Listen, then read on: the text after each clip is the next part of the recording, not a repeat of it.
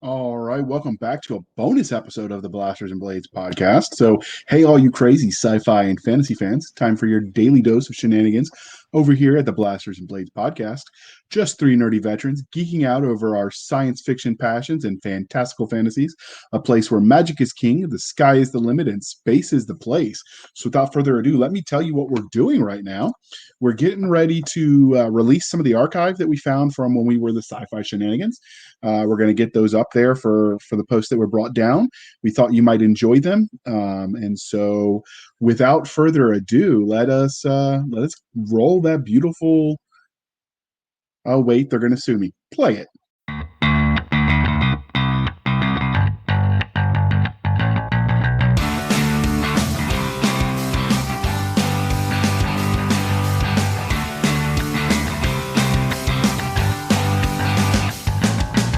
Hey, all you crazy sci-fi fans.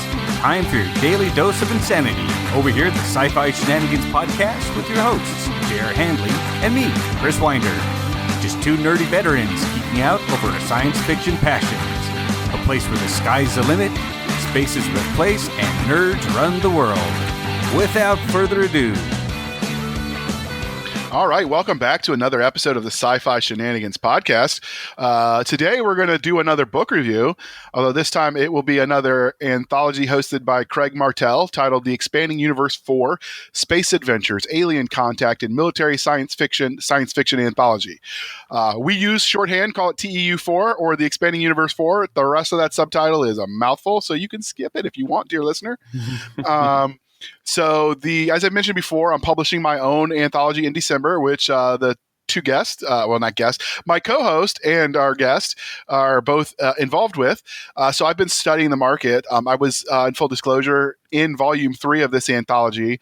So when volume 4 came out, I decided to give it a shot. There were so many stories in this edition, 31 authors telling 31 great stories that I let Chris pick 5. We'll discuss today. And then promptly, as the games of telephone happened, there was some miscommunication and we didn't all read the exact same stories. Oops, our bad. But rather than delay it, we'll review each of these stories individually. Work smarter, not harder. Am I right? Yes, sure. All right. So with us, as we review this anthology, is returning guest Tim C. Taylor. In case the listeners haven't listened to the previous 2 episodes, which will be in the show notes, can you introduce yourself again for us? Yeah, hi. Tim C. Taylor. So I've been writing and publishing full-time since 2011. Human Legion is one of my stories series. I published J.R. Handley in the Sleeping Legion. I'm in the Four Horsemen universe. In fact, so is Chris. And at the moment, we're in number 1 in anthologies, I believe, in Amazon.com. Well done, Chris. And currently working on a science fiction adventure serial called Chimera Company. Okay. Awesome. So when I keep notes so that way we can do a callback if we need to. I know what the answers were. And so while Tim introduced himself, since I know all that, I wrote pip, pip, cheerio, warm beer, blah. Just so you know. Yeah, that's kind of it, except for It kind of sums it up. It's not warm. It's cellar temperature. Let's get this right. All right. I couldn't resist that one.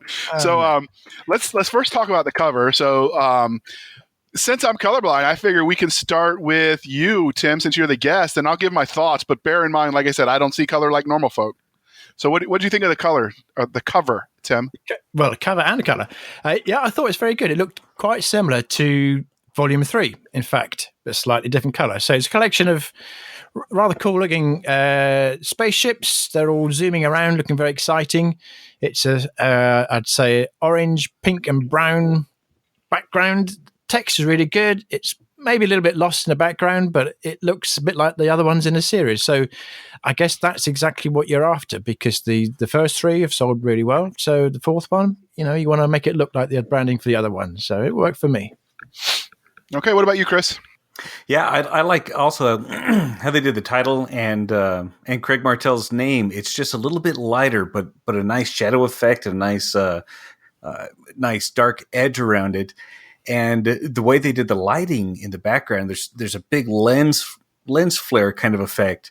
It looks like whoever took the picture is at a serious tactical disadvantage. because they're looking into the sun. So I liked that effect too. Yeah, I did too. So I absolutely loved it. It's like I said, the several spaceships appearing to be in what looks like maneuvers of some kind. Given the imagery, you suspect maybe they're fighting somebody, and it does have that lens flare. I can see that part. It sort of looks like they're flying into a nebula almost, or about to break the gravitational fields of the planet. Right. Oh, flying out, I think. Yeah, I can see that. But yeah, I absolutely liked it. So it's absolutely gorgeous. So the link for the story will be in the show notes. So you should click the link and check that cover art out. It didn't say who did it, but I think it was. Now I'm drawing a blank on his name. He's a British science fiction artist who does a lot of sci-fi covers. Tom something, Edwards? I think. Tom Edwards. There we go. Yeah, I think that's a Tom Edwards cover. It looks like his work. I was going to say it looked like Tom Edwards' spaceships. I mean, there may be ones that have been used on other books. And these are sort of smaller versions. That's what it kind of looks like. Yeah. Oh, very good. Yeah, I absolutely love it. But yeah, he does good work. So we'll link to him. And if we're wrong, Craig Martell can shout at us into the night sky, and the Aurora Borealis will carry it to us. Yes. Okay, that joke falls flat if you don't know that Craig Martell lives in Alaska, up near the North Pole. So he likes people so much he got away. But moving on, because this anthology had so many stories in it, let's talk about how it is organized on its Amazon page. I'll go first so I can sort of explain what I mean. I thought that the individual descriptions were hard to read. It felt like everything was sort of smashed together. It would have been easier if there could have been a space between the individual title and blurb and maybe highlight the bold the titles. But what about you guys? Did you have any issues reading that? I did. I had to read it 3 or 4 times to figure out how it was organized. But once I did, then for me it was pretty easy. It's not the way I would have done it, but I was able to pick stories from it, so it worked. Yeah, I'm not sure how much of that is the holdup of what Amazon will let you do and not do, because I don't handle the back end once the story is done. My wife and mother, or in the first series, Tim, did all that work. So, I mean, that could just be my ignorance speaking. But what about you, Tim? Did you find any issues with that? Yeah, I would have done it a bit differently. I mean, if I'm looking for a new anthology to read, one of the things I'll do is look for the list of authors. So I want a few people I recognise as authors I enjoy. So I would personally, I'd put the authors in bold, the names of the stories in italic, but there's a short sentence description for each one, a little miniature teaser. I thought they were very effective, and they really got me into it. I did too. It's just hard to get to them to match everything up. So, but yeah. All right. So we'll focus on several parts of the story, and I'll give you the rundown so listeners are on the same page. So we've got the summary, which is a book synopsis, even potentially straight from the back of the book. So in this case, we're going to list the Amazon blurb. And when we talk summary, we're just going to decide whether we think that fits. And if it does, we'll move on. We have characters. So who are the main characters? Do we like them? How do they look, act? Are they believable, sympathetic, well-rounded, etc.? The plot, which is the general story arc, action-packed. Was it easy to follow? Did it lag in places? Parts we just didn't believe. We have the world building, which is so how well fleshed out was their world? Did I buy it? Could I envision myself there? The good, the bad, and the ugly, basically. Description is how well the author did allowing us to visualize things. And then overall, this is where we put our opinions. Did we like it? Would we recommend it? And why? Does that work for all you guys? Yeah. Sounds right to me. All right. Okay, so the first book was Information War by Craig Martell. So the blurb on Amazon says, the first casualty when war comes is the truth. So did that match the story of the Token Brit? Yeah. It did. I mean, it has to do its job as a sort of a teaser, but I think there was more to the story than this. It's a lot about the information and it being sort of tuned for various purposes and collusion of people in this process of tuning the information that's in a world on the brink of war. So it's not something that's happened after the war has started. It's are we going to go to war or not? So yeah, it's the right sort of topic, but maybe it's pitched at perhaps the wrong part of the process. All right. Is this one you read, JR? Yeah, I read this one. So I think the summary did a pretty good job encapsulating the overall vibe. I mean, obviously, like Tim said, there was more to it than that, but I think it did a good job. Okay. Yeah, I think it did too. I think it was enough to get me to read the story. Just enough. Yeah, you picked it, so I would think so. So what would be your summary, JR? No, I agree with what he said. I might. I guess it just looks at the effect of a 24-hour news cycle on society and on social media. It sort of had that almost dystopian kind of vibe in how society was controlled by a few information czars, if you would. So yeah, I mean, it was okay. The summary. I think we can give that one to them. Mm-hmm. What do you think, Tim? Yeah. Information czars. Yeah, 24-hour news cycle. Yeah, that's pretty much what it is. I thought there was a bit more multiple parties. There's collusion of I don't want to do too many spoilers, but there's a sense that the people who are being lied to are perhaps colluding in that, and perhaps they prefer that to getting the unvarnished truth. And that's one of the things that gets sort of revealed. Perhaps there's more awareness of it going on than perhaps you realise at the first go. So who's the good guys and the bad guys? It's not quite as simple as it looks at first. Right. And even then, it does one thing well. There's a character who has a change of heart and makes a big decision. I always like seeing that in short stories because it's not so easy to do. Yeah, and that was credible. I believed that. Like, somebody got pushed and I now have to do the right thing, whatever the cost. Yep. That was good. It's really tough doing this without giving it away. It's rather, yeah. Especially when they're a little bit shorter. Yeah. but we will manage because we've done it before. So. Yep. Okay, so what do you think about the characters, JR? Well, the main character's name, just for freshness, was Kenny Freeman, which I thought was an interesting choice of name since they were talking about the freedom of information, and his last name is Freeman. I don't know if that was intentional or a random new name generator. Sometimes that stuff happens. Happy coincidence. But I don't know. On the one hand, I felt like he was a little bit of a patsy, so it was kind of hard. I felt sorry for him more than necessarily relating to him. But in the end, he does the right thing by his own estimation. So you did root for him a little bit. And then there were, of course, some of the secondary characters, the political figures, the information czars we talked about earlier, and then the ship's captain involved in the pending war. So I think he did a good job with the characters. Now, I didn't really like them necessarily, but they were well written. Mm-hmm. I got to say, my favorite characters were the ship captain of the name of the ship doesn't matter, but there's a couple important scenes there because I could actually relate to the character. I could imagine myself in that situation and how much courage it would take to make the decisions he made. That was my favorite character. I don't think he was meant to be the main character, but that's really stuck out to me. What about you, Tim? Yeah, I think I'd go along with that.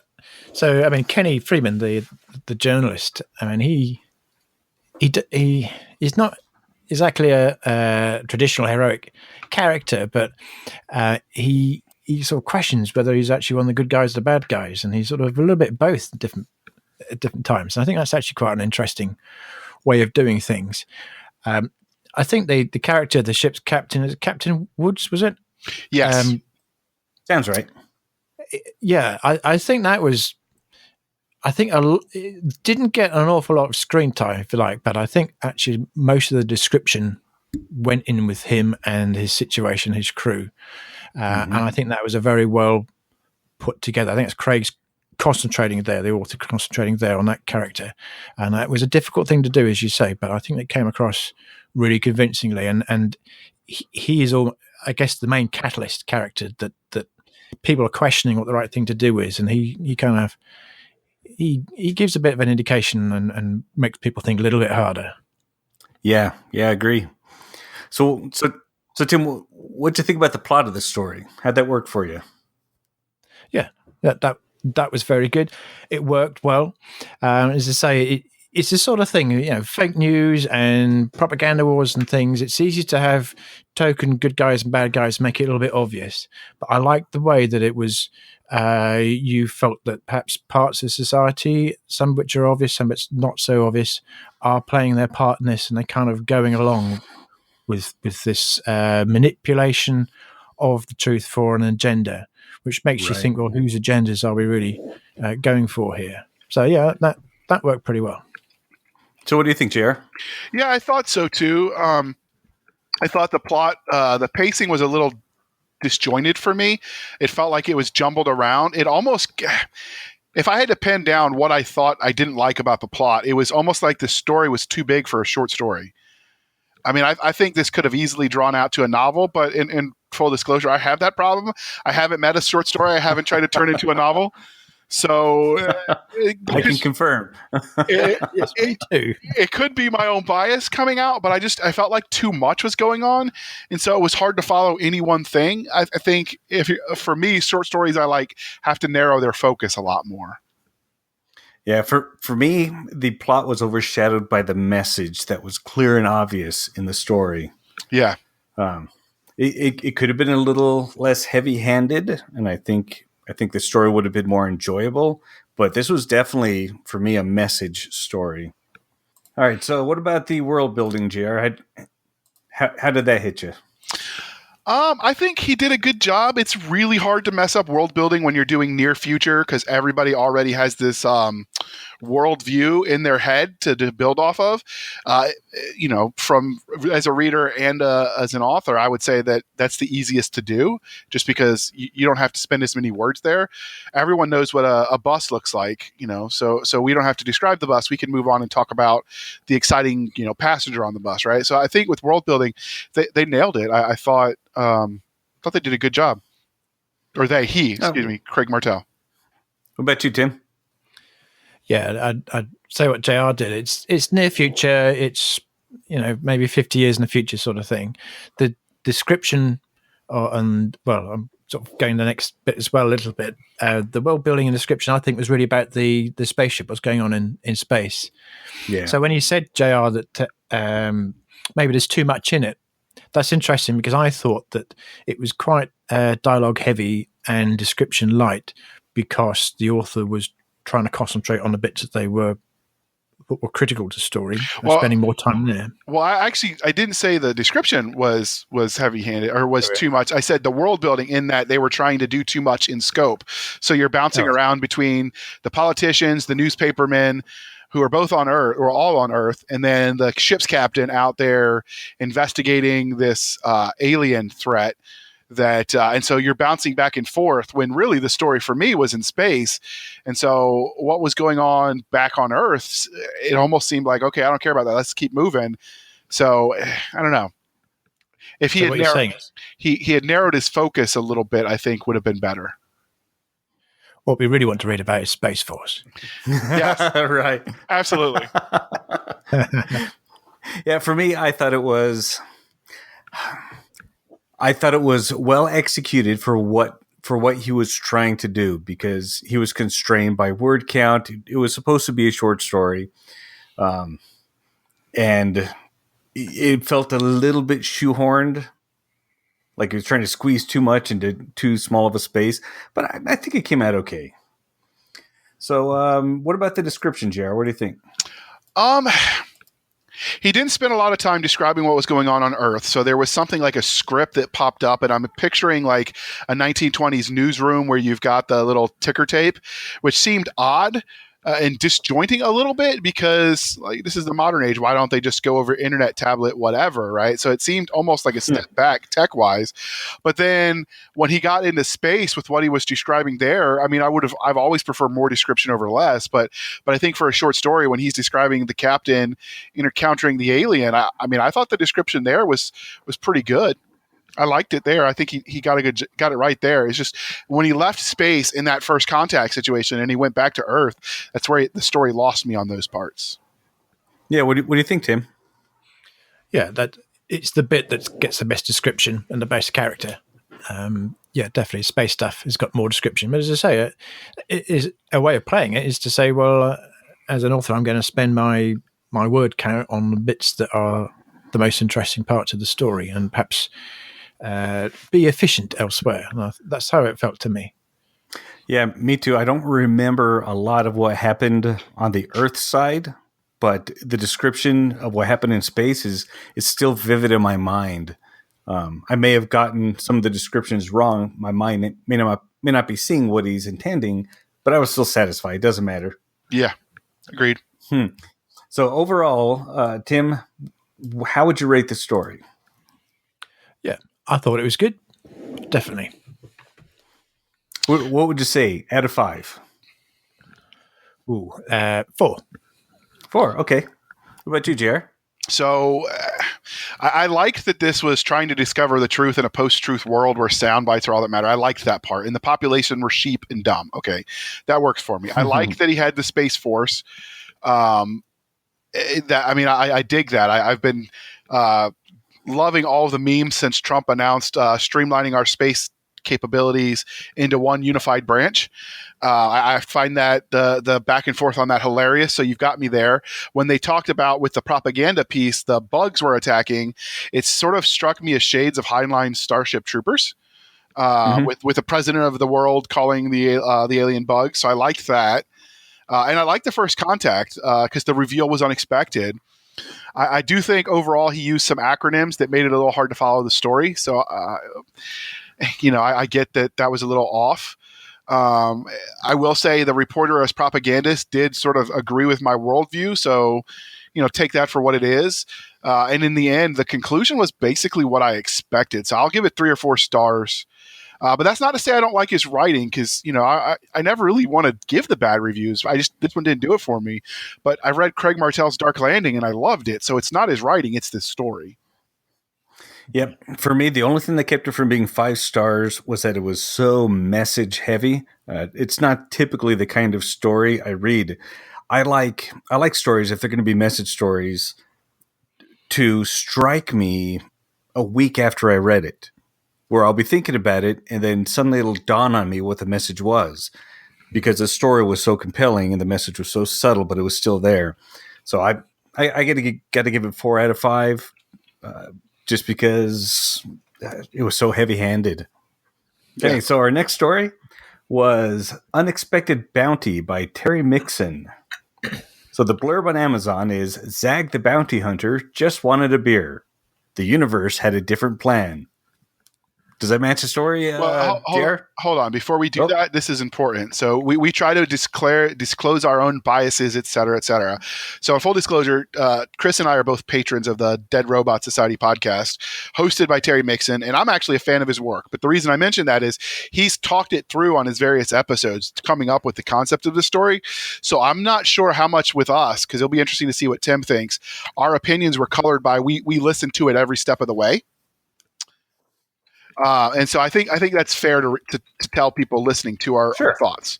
I thought the summary, I think he nailed it. That was actually, of all the summaries we have, that was one of the ones that I had the least problems with as far as did it encapsulate the story?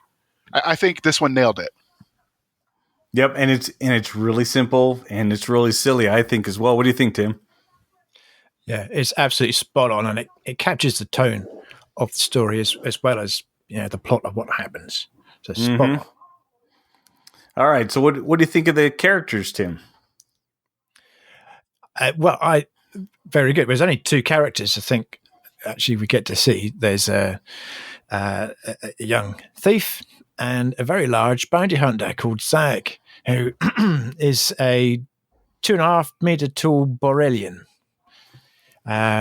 So a non-human, bit like a minotaur. That's what they'd want you to believe. And I thought that really added to the story. I think Terry really got into the character and thought about how would things be different. How do you be a bounty hunter when you're 2.5 meters tall and everybody can see you a mile around? Yeah, I thought that was excellent. I really liked that. What do you think, JR? I did. I liked that he was so tall. It sort of had the Hellboy vibes for me. But again, we listened to the podcast where he explicitly said that was the goal. But I definitely saw it when I read it. And it's been long enough since he talked about it. I don't know if it just triggered the memory or it stood on its own, but it definitely had that vibe. I like the orc sort of sounding name to me, Zag the Bounty Hunter, Zag of Borel.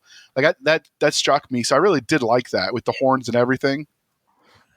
Yeah, I'd completely forgotten that he was talking about that during his podcast until he reminded me, and then I guess I was focused on other things at the time. Maybe thinking about glitter or coffee or something. I have no idea. But I had a lot of fun with this character, and I love that he built in all these complications and then showed how this gigantic scary bounty hunter was able to overcome these difficulties. So I thought that was a lot of fun. And before you move on, I will say that I did like about the characters because he gave them those horns on his head. And too often science fiction authors will give these character traits to their aliens and then never use them. Oh, he used those horns. Oh yeah. Oh, yes, so that was a huge plus for me. I was giggling. I mean, it was embarrassingly so when he did that. So, well, what about the plot, JR? I liked it. It was simple and straightforward. It was sort of a men's adventure story kind of thing that I grew up reading as a kid. So I dug it. There were complications thrown in that you don't expect. So basically, the premise is with the plot. We're talking about plot, right? Mm-hmm. So he lands on this planet. He just wants a beer, like he says in the description, and he's going looking for a beer. And in the end, a guy with a record who's wanted sees this famous or infamous bounty hunter and thinks he's coming for him. And so he starts a fight, and the other guy's like, dude, I don't even know who you are. I just wanted a beer. Yeah. And then you're off to the races. I really did like it. I mean, it was the quickest of all of them to read. For sure. But Terry Mixon is unashamedly a popcorn writer. I love that about his stories. Like, there is deeper meaning in it, I think, if you look, but mostly it's just a fun story. So he gets a grade gold star on that one. Yeah. What do you think, Tim? Yeah. I mean, you're right. You've pretty much summarized it. They mistaken identity, missed chance to have a beer, and they're getting chased by the bad guys. And that's basically it, really. But what else do you need? That is just done so well. And I think it takes a lot of skill to take something that's really very simple, but not spinning out. But it didn't feel at all as if it was stretched or anything like that. It didn't feel as long as it actually was in terms of reading it, because it was just so much fun. And that's actually takes a lot of accomplishment to do that. It did have a feel of the interesting you said Hellboy. I was thinking of Fafhrd and the Grey Mouser by Fritz Leiber. Sword and sorcery things I used to read. Say that one more time. Fafhrd and the Grey Mouser. You're going to have to throw that in Fritz Leiber. Yeah. Throw that in the show notes when you're done, and I'll list it. This is it was probably most popular in the 50s. He was the guy who invented the term sword and sorcery. Oh. And they had a really tall, 7-foot tall sort of warrior and a small thief.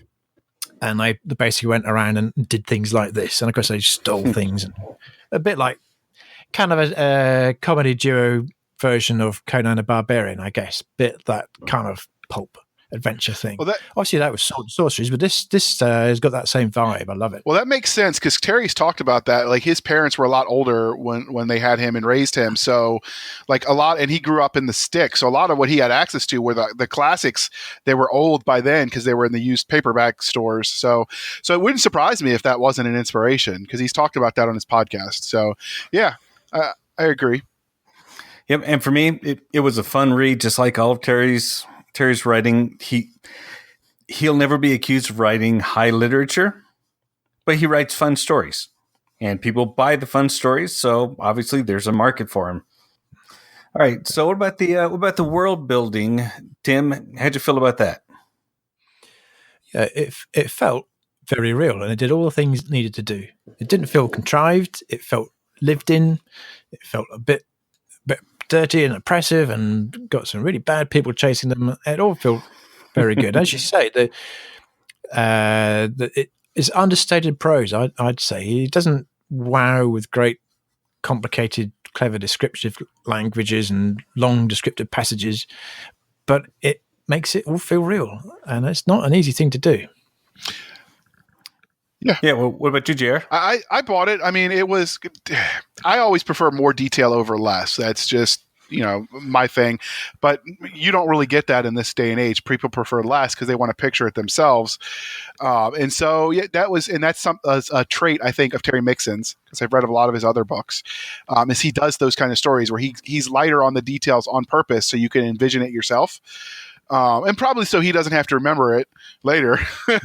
But so in some respects, I think he was lighter on the details with the world building, but I didn't have any place where I couldn't envision, because he gave you just enough to fill it in. And so the planet they landed on, I can't remember the name of it, but it was that sort of dry Tatooine sort of vibe to it that is done and overdone, and still keeps getting done because it's compelling, that you see in a lot of science fiction. So he stood on the shoulders of his predecessors on that one, and it came across well. Yep, I had to go back and think about it, because the world building was enough for me that I just fell into the story and I didn't even think about it. I saw everything in my head, and it was a great movie I was playing in my head based on the minimal description that he gave. It was just enough, I think. Speaking of description, what do you think of the overall description, Tim? Yeah, well, as you say, I thought that was perfect, because it did exactly what you needed to do to get the story working, and enough to feel for the characters, to feel what was in their heads. The Zag Bandit Hunter. I mean, he was quite an amusing guy. He wouldn't want to give him too many beers, so he might agree a bit frisky when he gets too many beers, I think. But it all works really, really well, and I have this thing about Terry that. I've read a number of his novels and quite a few short stories. Well, he's in the same anthology as is Kevin McCaughlin, in fact, that Chris and I are in at the moment, the Four Horsemen one. Mm-hmm. And it often feels that when you start off as an author, you're often told to be really energetic in the first few paragraphs and wow with clever description, or kill off at least 10 people in the first 2 sentences. But Terry never seems to do that, because he doesn't need to, because he's the Emperor of Bones. And what he has to do is he just sort of eases you in there, and you don't almost realize that you're reading something. It just seems so real. And then before you know it, you're in there. This description is vivid. You're really in there as if it's a movie playing. And that's a really clever skill. I admire that enormously about Terry. Yeah, what do you think, Jerry? I agree. I definitely forgot that I was supposed to be taking notes for this podcast as I was reading it, because I just got sucked in. If you hear that background noise, I apologize, dear listener. We've got the last gasp of the ice cream man going around the neighborhood before winter hits. But yeah, I think he did a great job on the description. Like I said, I've always would love more, but obviously in a collection of short stories, that are 7,000 to 10,000 words, there's only so much you can do. And there wasn't anywhere based on our criteria where I couldn't visualize things. Like you said, Chris, it was like watching a movie in your head. So right. Yep. And for me, it was absolutely just the right amount of description to get the story across. But I think partly maybe why he did it in this one was to make sure that the story itself had enough words left over that it didn't feel rushed. So I think it was perfect. And Tim, what would you give it out of 5? Okay. What about you, Jer? I definitely, it's 5 stars. So because, we're social acquaintances on Facebook, if that counts as friends, I'm aware of some of the inner author stuff that happened. So I caught a few of those Easter eggs. So, if you follow us or the Four Horsemen, you know that Mark Wandry has a thing against antimatter. So on his ship, the antimatter drive was the Wandry antimatter drive. So I giggled a little bit at that one. And there are a few others I'll leave in there for you. I didn't even catch that. I'll leave that in there for you to find, dear listener. I love the spaceship, the Razor, his converted smuggling ship. It was definitely shades of the Millennium Falcon. That old trope of it looks like a junk heap, but hides a heart of gold, or an engine of gold, I guess. I like one of the scenes he did where he had an alarm for his spaceship, so he clicks a button like you would for your car, and cheep cheep. Yeah, I laughed. You know what? It was appropriate to laugh at that scene, so I laughed. I did enjoy that it was so fast paced, like we talked about. So. And I'm not going to say what happened because it'll ruin it, but the scene where he captures the thief, Zig, hilarious. And you could just see that happening in this day and age. And so in the unintentional drama, like that was just the setup of like, dude, I don't even know who you are. Perfect. Yep. So there was action packed. I'm definitely sold. And I like that it didn't take itself too seriously. And in conclusion of this 5-star story, I like that the ending felt like an ending, but it also felt like a beginning of more, if that makes sense. Yeah. It Yep. does, yeah. I don't think he's written a full novel about this, or at least not published it yet, has What he? he talked about on his podcast he was going to do was do it as a serial that he does to his Patreon account, and then potentially He would publish it all later. But he said he's not going to start doing that until he gets several of them written. So I could see this as sort of the Dark Landing serial effect. In which case, for money value, you're better off sort of wait. Unless it's in Kindle Unlimited, you're better off waiting until he bundles them. But I definitely would read it. I don't know that I would spend $20 to buy every serial, mostly because my wife wouldn't let me. But yeah, it was good. What about you, Chris? Yep. Definitely 5 out of 5. I cannot wait for full-length novel to come out. This is my number one thing I'm looking forward to right now. Yeah, but if you're listening, Terry, that doesn't mean you get to stop writing The Empire of Bones. I need to know what happens. Yes, it does. Yes, it does. You have my permission. The Marine, you couldn't understand me. He had his mouth full of crowns. Empire of Bones or bust. But all right, so the third story is Mothers by C.M. Simpson. This is one of the ones where he mentioned the previous miscommunication that I didn't read. I read a different one, so I am just going to ask and not answer because I don't think it would be fair to fake it. But the blurb on Amazon is, no warrior is so fierce as a mother with young, and when mothers band together, enemies need beware. So do you feel like that summary fits? I think it does, but this again was a lot more than just that. So it was rough. It was rough trying to fit that into one sentence, I think. Yeah, I think you've got to pick something compelling and put that one thing in a sentence. And yes, mothers was the one of the key concepts running through it. I mean, I'll come into that in a few minutes, I think. But I both loved and didn't like the idea of the mother kinship. But it's the key theme, so that it fits. Yeah. Okay, and so the characters. How did you feel about the characters, Tim? Yeah. So we have Tally, I think, who's a human mother. We have a bad person off camera called Commander Collins, and we have the ship, the alien mothership that Tally boards at the beginning of the story.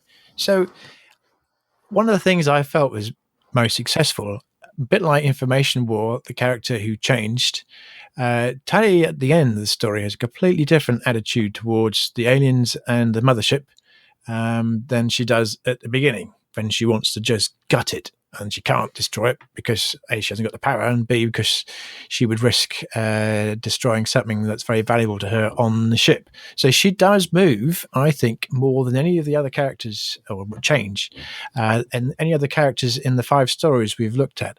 And I felt that was done in a way that was convincing. So that was really good. I liked that aspect of Tally. What about you, Chris? Well, the most interesting character for me got no screen time. I wanted to see something from the bad guy, who is this faraway, constant threat that pushes a story forward, but we really don't get to see much about him at all. The characters talk about him, they hint about him, they figure out what kind of a rotten person he is, but then that's all we really get to see. I was kind of put off by Sleeseth, I think is what they call the mothership.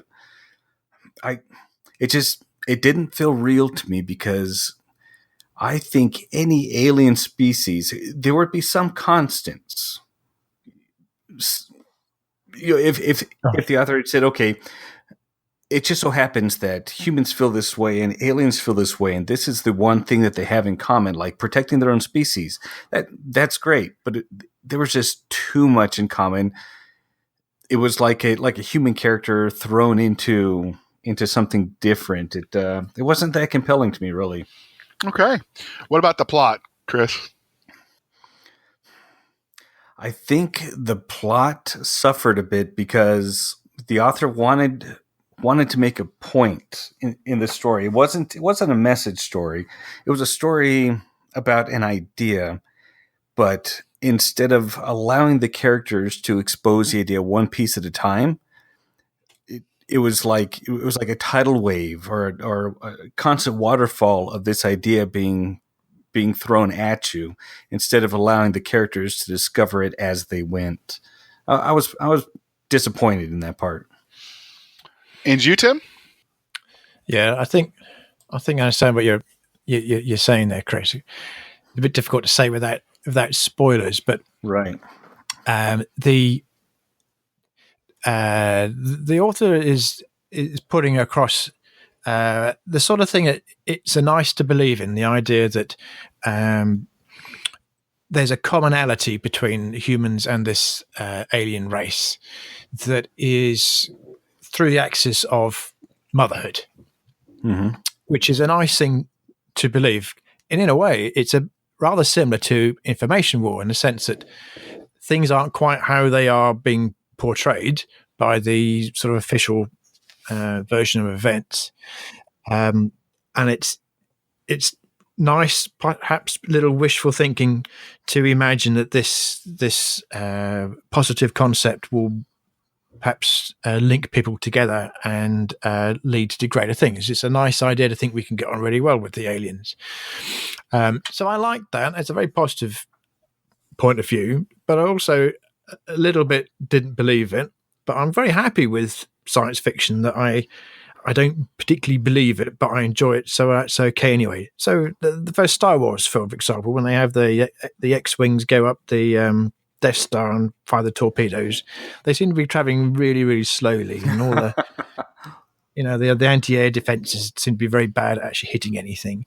But there's artistic license. It's, but what I wouldn't want to do is draw attention to that. And I felt that a weakness perhaps of the story is it's called Mothers. The teaser sentence talks all about mothers. And right at the beginning, it's almost mothers and grandmothers and mothers and mothers. It was a little bit overdone. And I thought, well, it's a nice, if it wasn't pushed quite so hard, it would be a nice idea that you could connect on that level. But I think it was just pushed a bit too hard, and it perhaps drew too much attention to something that perhaps didn't really quite believe. So it's, in terms of characters and plot, I mean, that's really all tied together, really, isn't it? And I agree. Commander Collins, who you never actually get to see, is a bit like Darth Vader, I guess, in another Star Wars thing, is driving everything. Mm-hmm. All right. So what about the world building, Tim? There's quite a bit in there, actually. The main character is a ship whisperer, and there's things that have happened, wars that have come and gone, and colonies and ship technology. I thought that was handled quite well. In fact, I thought it was handled very well. Yeah, no, it worked for me. That was fine. Except, well, as I've said, I didn't quite buy the idea of aliens who are really very much like humans. Mm-hmm. And Chris? Yeah, I like the framework that the author set up.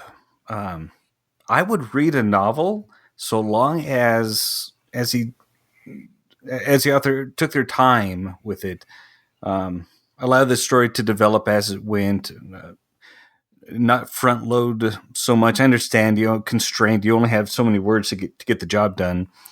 But I do like the framework. I like the universe that the author built. So I'd read a novel in this for sure. Okay. And what about the description?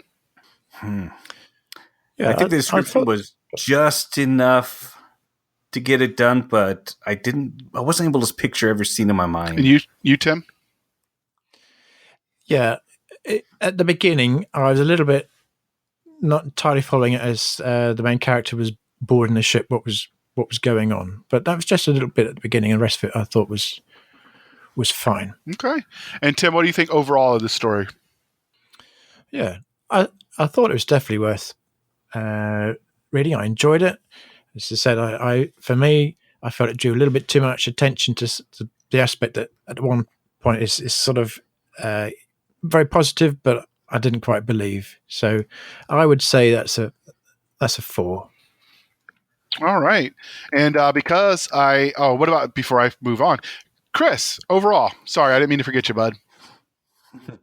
Overall, I really appreciated the framework, the idea. I just wish it would have been executed a little bit better. So I give it a 3 out of 5. All right. And we were supposed to do the commercial interlude before this segment, so it's going to be running late in the episode. Mea culpa. I was having so much fun talking about Terry's story that I forgot myself. But this is where we take a moment and we shamelessly shill for the man as we pause for a word from our sponsor.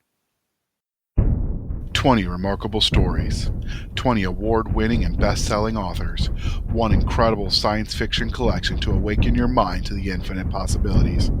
Aliens, snipers, warships, royalty, intrigue, battles fought with rail guns, plasma beams, and blasters, even with words, and sometimes only with the mind. The universe is expanding, and these are its fantastic stories, beyond our understanding, beyond time and space itself. What we do know should terrify us, and what we don't know can kill us. Yet human courage will take us beyond our limits, far beyond in deep space, maybe even closer to home, where the boundaries exist only in our minds. More than 500 action-packed pages of never a dull moment entertainment.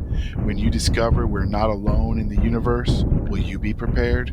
Grab your copy of The Expanding Universe 4 today and find out. All right, welcome back. Thanks for sticking with it. We are still reviewing the Expanding Universe 4 Anthology. Take it away, Chris. All right, so the next story is The Burden of Honor by Kevin McLaughlin. This is not one that I read. I screwed up and didn't read this one, so I'll be asking the questions on this one. So the blurb from Amazon is, Sir Drake returns home to rally his people against an ancient enemy, but threats far closer threaten to turn his mission to ashes before he can even begin. So do you think that matches the story, JR? Yes. I thought that was the other one that nailed it equally so, where I think but he used more words to do it, in all fairness. His description was one of the longer ones. No, I when you're trying to summarize, obviously the less words you have, the harder it is to do. And so he used the most words out of all the descriptions to tell about his story, or at least the ones that we did. And so he had more of a shot of getting it right, and I think he did. So his summary of in blurb worked for me. Yeah, what about you, Tim? Yeah, I'd say the same. It does describe what happens. I thought the story was a lot more fun than the description suggested. I didn't find the description particularly compelling. It seemed a bit, it seemed to be standard concepts, but like that. Turn home to rally his people against an ancient enemy. I mean, there's lots of ancient enemies in blurbs. And I didn't find that particularly compelling. But when I actually got inside and I read the story, we shall find out what I thought in a minute. Yeah. Okay, Tim, what did you think about the characters? Yeah. So we've got Sir David Drake, who's a lowborn knight. We have a star kingdom with a majesty, and then a planet called Leoness, Admiral Sir Nicholson, Lady Agnes. One of the things I liked about it is all the characters seemed competent, including the one that I won't mention because it's a bit of a spoiler. And I think that's always a good thing, because sometimes it's tempting to have people being a bit stupid in a contrived way because they're the bad guys. But everybody was had got their own. Well, everybody felt that they were doing the right thing. Everybody's a hero in their own story, and everybody was very competent. But unfortunately, they will have to kill each other, or some of them anyway. But one of the things I did note. So here's a question to both of you. We're in a kingdom where we have admirals and, admirals not that, but we have knights and ladies and plate armor later on and trial by combat, and it all sounds a bit British with things like Drake. Why do Americans write all this stuff about British earls and dukes and things? It sounds like that? alien to us. What is it? It's foreign. It's foreign. It's the mysterious. concept that you have the class system. I mean, not to say that we don't with the economy, but in principle, that's something we all, in theory, as a culture, agree is bad. Like this idea that you're important because you were born important, as opposed to you did important things. So I think that's why It's exotic. It's exotic. Well, I understand it's exotic because it's often it's the good guys who are the royals. Never. Like a Duke of Ted. I mean, he was a good guy. All right. So you like the characters, though? Yes. I think it's very difficult to write a whole. It's quite complex. Everybody's got their own agenda, but it all makes perfect sense. So I think that was good, and I thought that was very well done. Yeah, I definitely like the main character, Sir David Drake. I thought the characters overall, the names were very evocative. So you got Sir David Drake. There's actually a real life David Drake who's a Vietnam veteran and science fiction author. So I wonder if there's a shadowing. Then we have the Stars Kingdom, which is another character, if you would. It's sort of evocative of David Weber's Honorverse, which was another. So you have the Lusitania was the location of one of the from the. I'm not going to go too much because we want to no spoilers, but it's a Roman province, but it's also a battleship, or excuse me, a ship that was sunk that helped start World War I. So, and then of course, David Drake's ship, the Armistice. So you've got a warship named Truce, essentially. So I think the naming, and it's so subtle that if someone wasn't as well read on history, I wonder if they would catch all that. Interesting. So what'd you think of the plot, JR? I did like it. This was one of my favorite stories, and we'll talk about that in one of the later questions that I just added. But I really did like it. It was fast paced. I think it moved along. There was enough action mixed with the intrigue, and a lot of intrigue stories are hard to do. You can lose people in the minutia. I don't think that happened here. It was definitely, there was enough to keep you going. And there wasn't anywhere where I felt like, okay, I don't believe, right? Like I really got into this one. I had trouble. I had to go back and read it twice. So the second time I could take notes for this review because I was getting into it. The plot device of the armor situation where they're wearing the powered armor and, basically medieval times with a spaceship. That concept is done. It doesn't always speak to me, but it was executed well here. So yeah, I'll give it to him. Okay. All right, Tim, what do you think about the world building? Yeah, the plate armor and trial by combat, sword and pole arm, it did work, and it's been done before, but it fits in with the the sort of feel of the royal setup, and the fight scenes I thought were done very well. It did make sense, and there was actually quite a lot going on there in terms of the intrigue between those three, in fact, powers, all with their own agenda and possibly about to go to war with each other. And as JR said, it's very easy to get really complicated and just confuse the reader, and they just skip to the next story. But that was done very well. Yeah, I thought the world building was very fleshed out. There wasn't anywhere, it was different. There wasn't anywhere I didn't buy what he was doing, that I couldn't envision what he set up. Now, admittedly, I am a student of history, so I've studied the sort of Regency, Age of Sail, whatever, which is what this sort of struck me as. It was like Master and Commander in space almost. On land, but I mean, it was that sort of vibe. So yeah, I think the world building was done well. Okay, what do you think about the description, JR? I'm always going to say more is better, but I think he did enough. I don't know if someone who didn't have that grounding in history would follow as much of it, like with the reference to the armor and the culture, the royal nobility. I don't know, but from where I'm standing as somebody who majored in history and was getting a master's in colonial American history before I got hurt, I mean, all of it spoke to me, but your mileage may vary. Okay. And Tim? Yeah, I think it evoked the feel. I mean, it's a little bit of Master and Commander in space, but having docked, and it's also a little bit medieval, and it had the sense of big halls and a little bit showy. It felt like people weren't just described as being Lady this and the Royal something else. It felt a bit regal and grand, and I think that's nicely done. There's as I said, there's a lot going on there, and you almost don't notice that there's as much world building going on because the description supported it so well. Very, very well done that as well. Yes. Nice. So what would you give it overall, Tim? I'd give it a 4. Okay. And JR? I don't know. This was a 4 for me, but it could have been a 5. So I definitely, like I said, we dug the history in space kind of vibe. I like the use of nautical imagery. The terms from the Age of Sail, that he had a sailing master as his, assistant on the ship. The captains were all knighted. He even had him using like a steering wheel. I'm picturing the one on an old warship, with the little poles coming out of it. If you don't know what I'm describing, look up a sailing ship's wheel. It sort of described that, which I thought was interesting.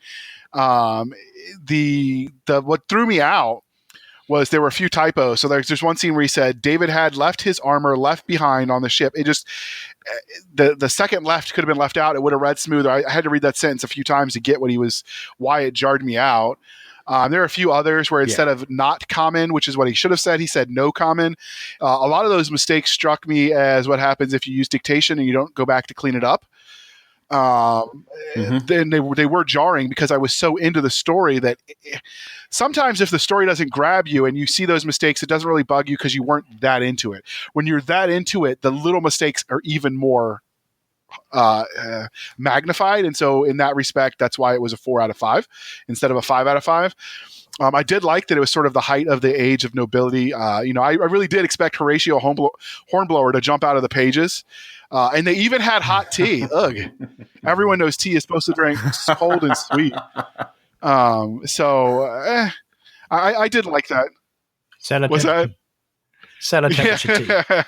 So the ending, this is another one, much like Terry Mixon's, where the ending felt more like the beginning of another story than truly an ending of this one without leaving you feeling cheated.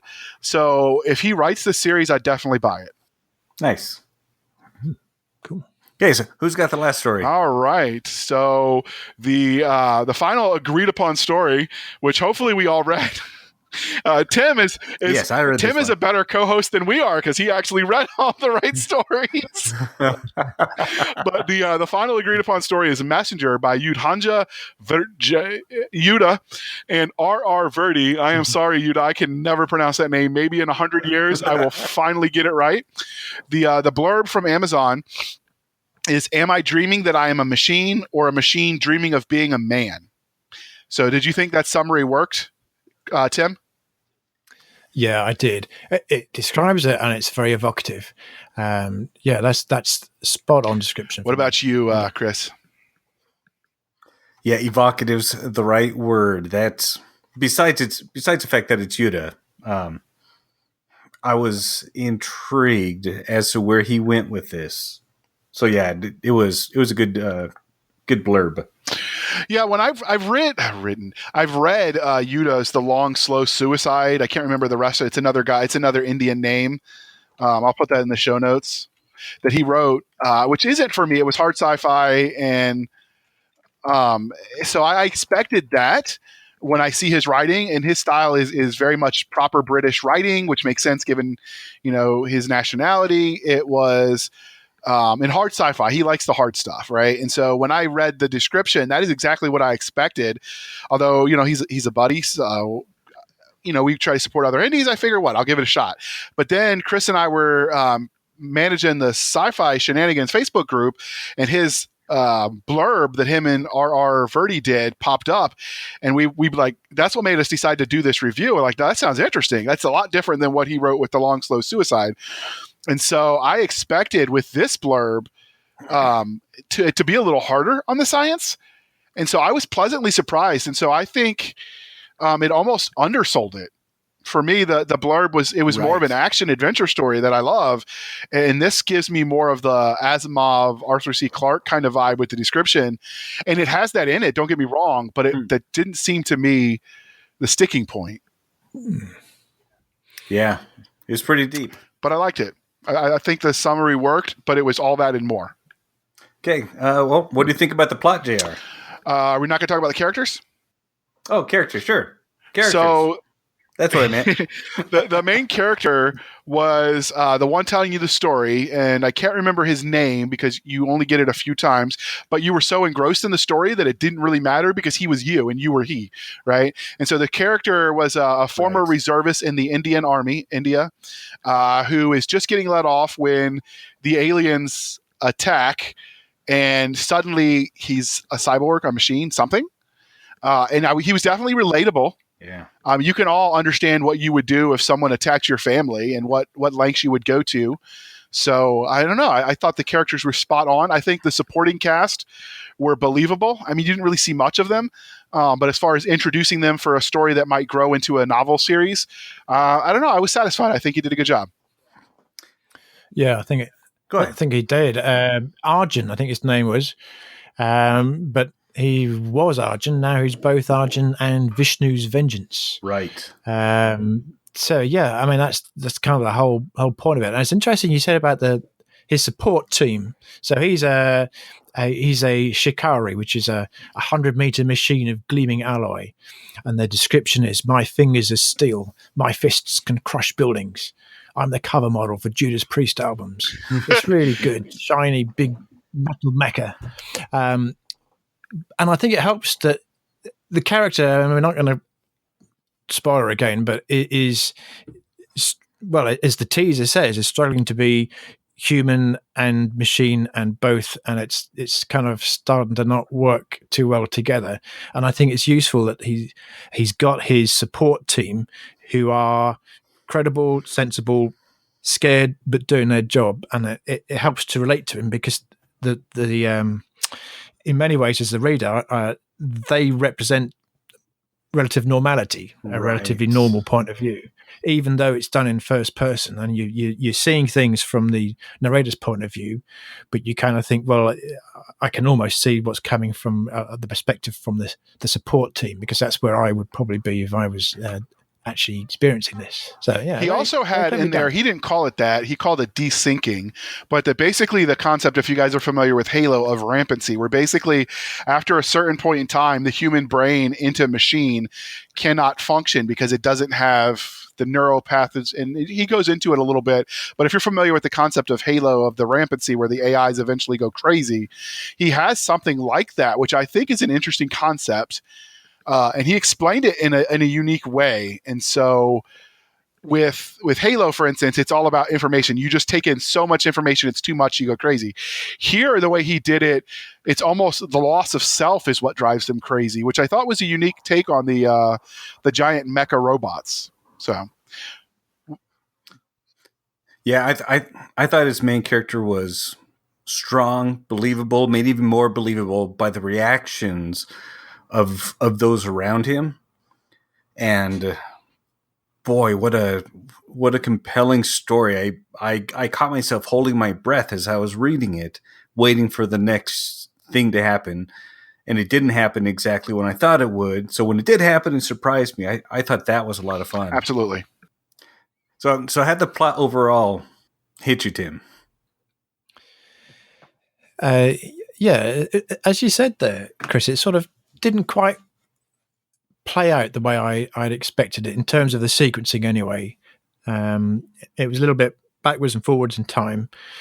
It goes off to see, you think it's going to be a sort of a straight linear progress where he's going a bit mad, but he goes off and sees Carly, the other different type of multi-armed Shikari, has a few fights with some a huge sort of Godzilla type insect water alien things. Mm-hmm. So all that's going on, but at the same time as he's having this desync going on, and he's sort of going a bit crazy. And I think that's the sort of thing that's very difficult to do and stop it seeming as if now we're doing the internal bit where he's going back in the past and remembering things he shouldn't do, and now we're doing a bit in the present where he's having a fight scene. Now he's going back but it all seemed to blend together very seamlessly, and I thought that was done very well. So in many ways, the external plot of he has some fight with some alien beastie things was quite simplistic, but it was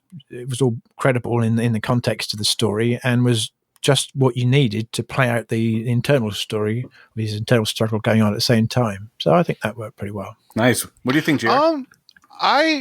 The story arc, I didn't have. He did have where he was remembering the past, but it wasn't a true like flashback sequence in the sense where you'd see it in italics and tell you clearly this is flashback, because it was the product of a mind going crazy, and it was very obvious that was what's happening, because they tell you desyncing is a thing. Yeah. You see the other Shikari go crazy, and so in that respect, it worked for me. And much like when we talked about with your story, Tim, where you had the battle on the moon. I'm drawing a blank. In the Human Legions of Ares, sometimes a books will do it where it's chaotic and sometimes it's hard to follow. But when it's a combat scene, it only makes it that much better, right? Because combat is chaotic, right? So I think Tarragon Moon with GE did it.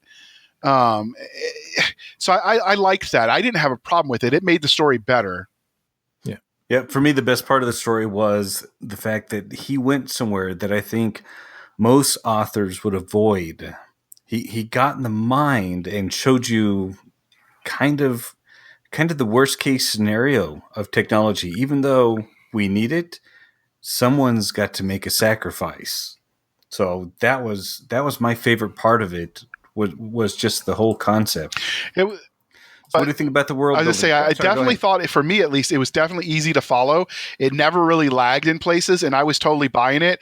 I did hit the I believe button because it is set in India. He uses Indian and Sri Lankan culture, and I am not as familiar with that. Mm-hmm. So when he talks about Vishnu and Rama and all that, I'm just like, okay, I believe. And I went with it, right? Like I've seen some of the reliefs carved in the buildings with the multi-armed gods. So like I had some basis of understanding just from world civilization class, but I'm not an expert. So he put in enough that it was like, oh, this is cool, without so much that he lost you. So I really did like that. Yeah. What did you think the world building overall, Jay? I liked it. So it was interesting to see sort of a military science fiction vibe meshed with hard SF. You don't see that as often. We've talked with others. I think Burning Eagle, but the Navin, I'm not going to pronounce his name either, so I'll throw it in the show notes, is a good example. And I think Tom Mays does a good job of that. But it's hard to get good Mil SF that his hard science. And so I did like that he mixed the two. And so I'm a fan. What about you, Tim? Yeah, I think it worked very well. I'm always interested to see how the two authors work together, but it all seems seamless, and on the base, at one level, it's the sort of thing it could be a bit silly, really, or a little bit absurd, like a Transformers movie. Mm-hmm. But it was all completely believable. It all made sense, and it wasn't flimsy stuff at all, as you said, Chris. He's made a sacrifice, and for a reason, and because somebody has to. So he's chosen to do this, knowing what the result will be. It's quite powerful. What about you, Chris? Yeah, for me, part of what I appreciated most was how exotic the local culture was in the story. I felt like I was an expert afterwards, even though I know I'm not. It was a lot of fun watching what happened and realizing that I think anybody in any culture who had to step into that guy's shoes would probably react the same way. And so that was kind of an eye opener for me too. And I realized how in my own little world, my own little box, and how isolated I am from the rest of the world. And so that made it a lot of fun. So what do you think about the description, JR? So I really liked it. Obviously, as I've said before, more is always better for me. I have absolutely zero problem with the Sanderson approach. But I mean, I had enough that this is one of the other stories where it's like, wait a minute, I'm supposed to be taking notes here, because I was just that into it. So I could visualize everything. I think he did a good job there. So, yeah. Yeah. And Tim? Yeah, they did do a good job. And it's of all the stories we've looked at here, it's the most lyrical, perhaps elevated language, even though it's quite down and dirty in places. And I think it's interesting how this is the one story where perhaps you could imagine it in some of the old school magazines, such as Asimov's or the best ofs, the old traditional things. But it's entirely accessible. It all made sense all the way through, and yet it had that slightly elevated, almost slightly philosophical at times language, that I thought was very effective and actually set it apart slightly from some of the other stories. Yeah, I agree. It was just enough description for me to understand what was happening, and for me, that feels exactly right. I don't like the long-winded descriptions where people just go on and on about it. A drop of leaf or a drop of rain on a leaf. I don't care to read a whole paragraph about that. Yeah. Not my thing. So overall, Tim, what would you give it? 5, definitely. Okay, and JR? Yeah, this was 5 for me. I liked that it had some of the harder science, but it was still accessible. It had lots of references to Arthur C. Clarke and the Garden of Rama, which makes sense given that Arthur C. Clarke lived in Sri Lanka for a while, where the author is from, or at least where Yuta's from. I don't know about R.R. Verdi, but I would hazard a guess that they are contemporaries geographically. It plays off real life asteroid that did the flyby with the Oumuamua, which is Hawaiian for messenger, and I probably butchered that too. So all of our Hawaiian listeners, we are sorry. Send your hate mail to JR at yeah. I like I said, I like that the character, that he tied in where he had the military experience, but he still wasn't a professional with like the reserve status and the desyncing with going crazy. He was definitely well done. I can see what Tim's talking about with the writing style. It was definitely well written and accessible, but Yuta has that tendency towards formal British style English instead of good old fashioned American. And it was a nice change though. Like I definitely got there. He did really well with the visceral imagery and showing the local cultures and religion. And so that worked for me. The pacing was on point. So I dug that. Sometimes switching the nomenclature when he was going back, is he Vishnu or is he the man that became Vishnu? Like the he, they, like all of that was a little confusing. I think it was intentionally done so because he was trying to show the dichotomy between man and machine. But it was a little jarring, not so much that I lost the wonder. The ending was a little bit predictable, I would say, but the buildup was amazing. And I definitely want to see more from this world. It was the third one where I felt like the ending was more the beginning of something else.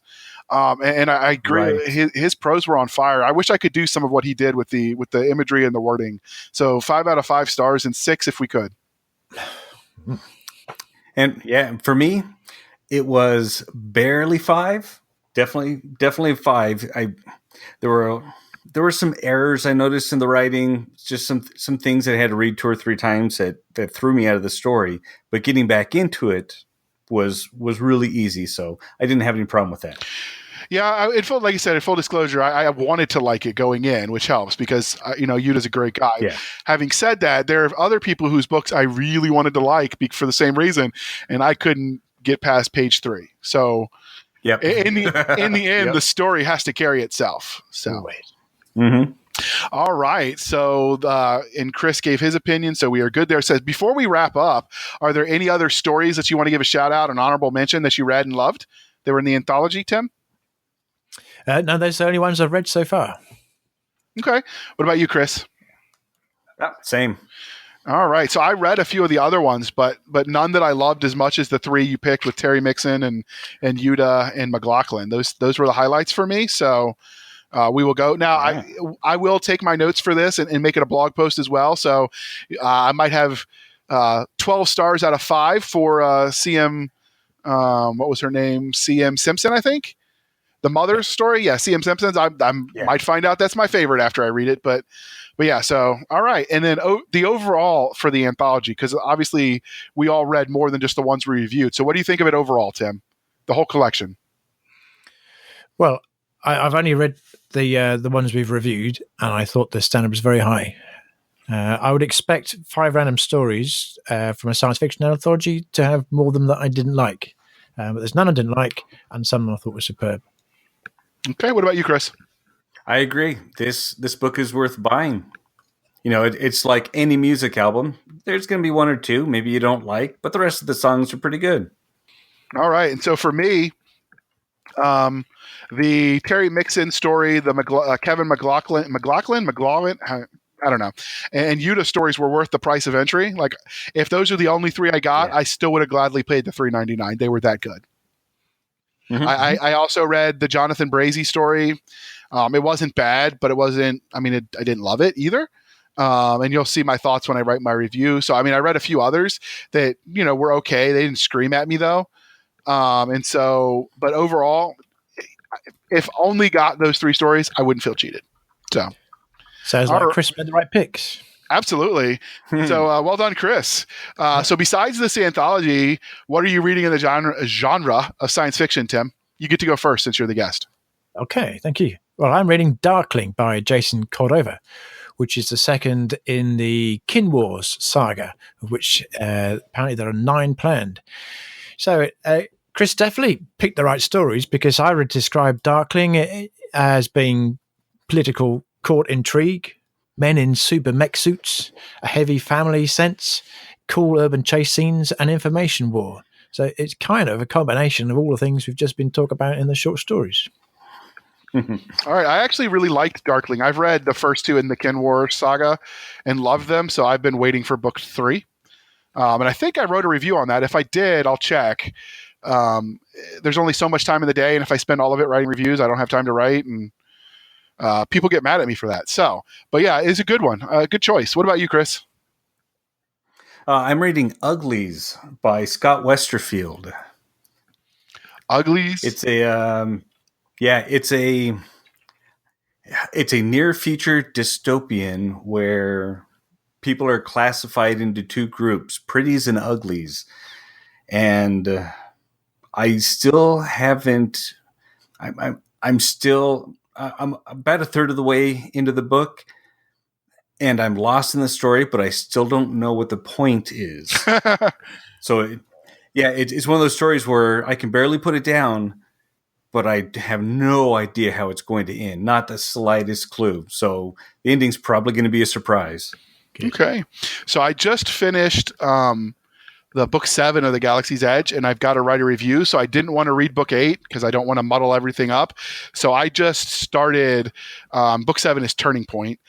So I just started rereading for the 4th time Terry Mixon's Empire of Bones, because it's like comfort food, right? It's comfort food. And so I'm reading that because I know what's going to happen. And then I can, when I get back to write those reviews and stuff, we'll get back to more stuff. So that's what I'm reading right now, is Empire of Bones. Awesome. Cool. All right. So finally, the science question. Normally, we like to remember the science that makes science fiction fun, but this is the second episode we've recorded today, and the episode with Navin went for 12 hours. Okay, only 2, but still. And so Chris and I have some deadlines with editors who want to edit so they can get paid. So we're going to ask a fun question. If you could captain any ship from the genre of science fiction, what would you choose and why? We'll start with Tim.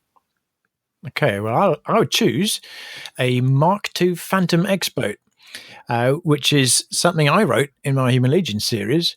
And in a way, it's a reaction to having had hard SF ships with no wandery anti-gravity or artificial whatever, anythings, and all hard science. I wanted to play with something that you can actually turn on a sixpence and not spill your coffee as you're sitting there at the pilot's seat with your feet up.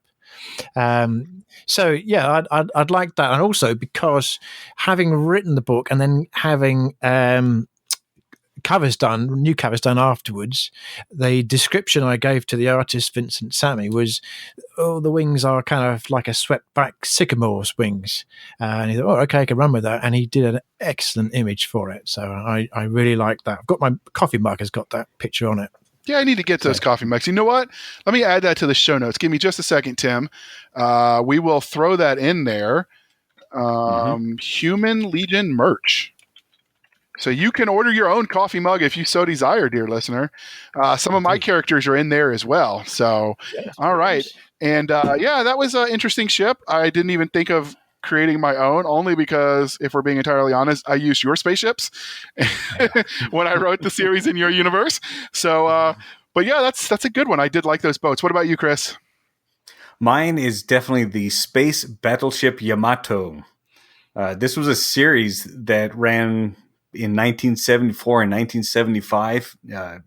They used to call it Japanimation back then, but now I guess it's called anime. I remember this has to be my earliest memory of science fiction ever is watching this show, and I was floored. It was a cartoon, but I did not realize it was rated R. I looked it up to do a little bit of research before this show. It was really violent, really hardcore, and it was a great series. All right. So before I list mine, the Mark II Phantom. I don't know, Tim. If I was going to pick one from your universe, I like the Bonaventure. Ooh, yeah. All right, yeah. You can have that one then. That'd be yours. No, I actually picked a different one, and I'm going to see it for the wiki page. We haven't updated that in forever, mostly because the person that was assisting us with that side of things had life get in the way. But if I was going to pick one, I would say the Daedalus class ships from the Stargate universe. They just look sexy, and I like the look. I like the functionality. They seemed like they were possible. They didn't feel like it was something that couldn't be done, and they fit the number one important thing in a spaceship: the rule of cool. I hope cool. Space Force is listening, because that's very important. Absolutely. All right. So that was the important question, and we'll have to mix in, dear listeners, some of these fun ones like this with the hard science stuff, just because they're fun. And all right. So before we close things out, Tim, how can listeners find you? You can find me at humanlegion.com on the internet. All right. And the rest of his contacts will be in his show notes, as usual. And if you had a drinking game for every time we said show notes, Chris would die of liver failure. I would have been dead a long time ago. So, Chris, how can listeners find us? Our website is www.sfshenanigans.com.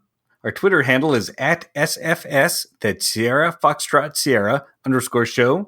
Our email is podcasts@sfshenanigans.com. And our Facebook group is facebook.com/groups/sfshenanigans.